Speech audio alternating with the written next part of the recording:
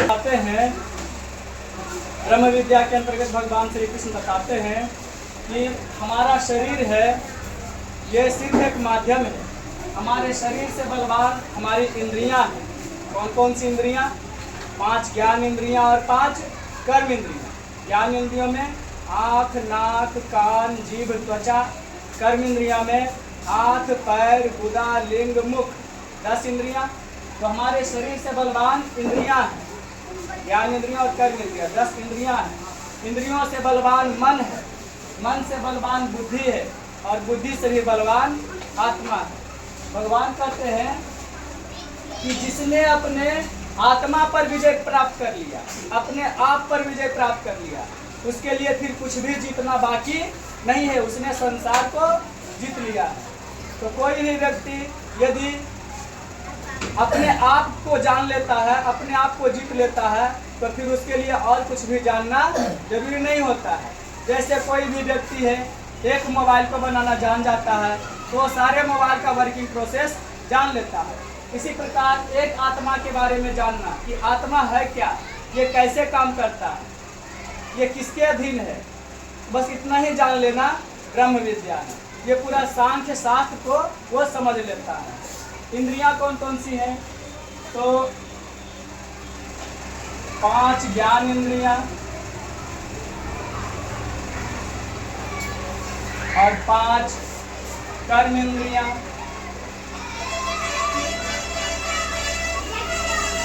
24 तत्वों के बारे में जान लेना है, 24 तत्व के बारे में ही जान लेना है। ये आत्मविद्या है, ब्रह्म विद्या है। 24 तत्व कौन से हैं? तो 5 ज्ञान इंद्रियां, 5 कर्म इंद्रियां और इनके 5 विषय, और इनके 5 विषय।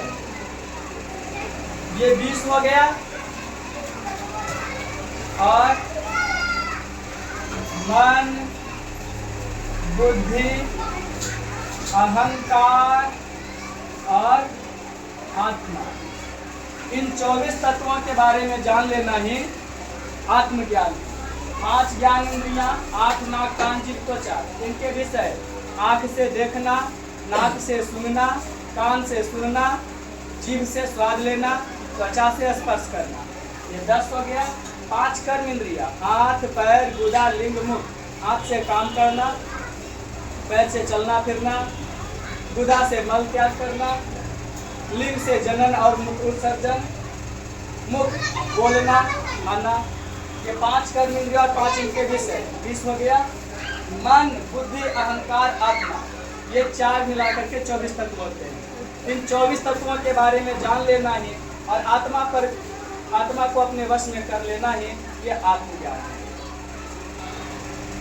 जीते हुए पुरुष का लक्षण क्या है? कैसे पता कर सकते हैं कि कोई भी व्यक्ति अपने आप को जीत लिया है? तो उसका एक श्लोक है, तुल्य निंदा स्तुति मौनी संतुष्टो ये न के निश्चित अनिकेतः स्थिर मते भक्तिमान में प्रियो नर। जो निंदा स्तुति को भी समान से समझता है, जो जिस प्रकार से भी थोड़े से धन में ही वो संतुष्ट रहता है, जो कुछ भी खाने के लिए मिल गया, पीने के लिए मिल गया, उसी में संतुष्ट रहता है, किसी चीज़ की कामना नहीं करता है, वो अपने आप को जीते हुए प्राणी के लक्षण है, अपनी आत्मा को जीते हुए प्राणी के लक्षण है। और ऐसा व्यक्ति भगवान को प्यारा होता है, वो भक्तिमान पुरुष भगवान को प्यारा होता है।